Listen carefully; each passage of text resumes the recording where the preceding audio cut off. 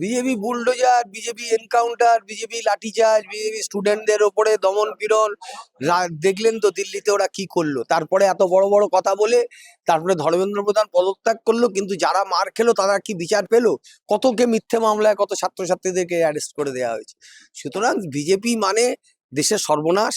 এবং আগামী লোকসভা নির্বাচন আসছে, আপনারা মিলিয়ে নেবেন যে বিজেপি আর কেন্দ্রে ফিরতে পারবে না। এবং তারপরে এই রাজ্যে যারা বিজেপি নিয়ে লাফালাফি করছে তাদের কি করুণ অবস্থায় দেখবেন। তো ইতিমধ্যে কিন্তু মাইকটা বন্ধ করে দেওয়া হয়েছে, নামাজি নামে বলা হচ্ছে জোর করে নাকি নামাজ বন্ধ করার চেষ্টা এবং 5 বার শুনতে বাধ্য করার জন্যই না মাইকটা নিয়ে বন্ধ করে। দেখুন, কারুর ধর্মীয় ভাবাবেগে তো আঘাত দেওয়া ঠিক না, এটা আমরা মনে করি। কালকে আমি দেখলাম হাজরা থেকে গোপালনগর পর্যন্ত মুখ্যমন্ত্রী হাঁটবেন বলে রাস্তার মাঝখানে মাইক লাগিয়ে দেওয়া হলো। তো সেখানে মাইক্রোফোনের ডেসিমেলটা কে মাপলো? সেখানে তো কেউ মাপলো না। সেখানে একটা মসজিদে যদি 2 মিনিট নামাজ পাঠ হয় বা আমাদের আছে রিচুয়াল সেগুলো হয়, তাতে ওনার কেন ঘোরতর আপত্তি? তিনি একটা সম্প্রদায়কে বলছেন শুক্রবারিয়া, এটা কি বলা যায়? সংবিধানের, আমরা যখন ধর্মনিরপেক্ষ সংবিধানের উপরে দাঁড়িয়ে ভিত্তি করে রাজ্য সরকার চলছে, কেন্দ্রের সরকার চলছে, তখন একটি বিশেষ সম্প্রদায়কে আঘাত করা, এইটা বিজেপির কালচার।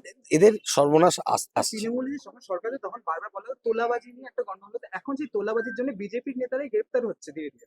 কি বলবো? তো ওদের সভাপতি তো বলছে বিজেপি তোলাবাজি করছে। রাম মন্দিরের প্রণামীর টাকা মেরে দিল, বদ্রীনারায়ণের প্রণামীর টাকা মেরে দিল, নিত্যানন্দ প্রভুর পানিহাটিতে আশ্রমের প্রণামীর বাস্ক নিয়ে যেতে চাইছে বিজেপির এমএলএ।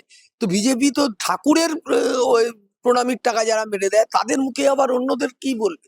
তাদের কোনো বলার জায়গা আছে?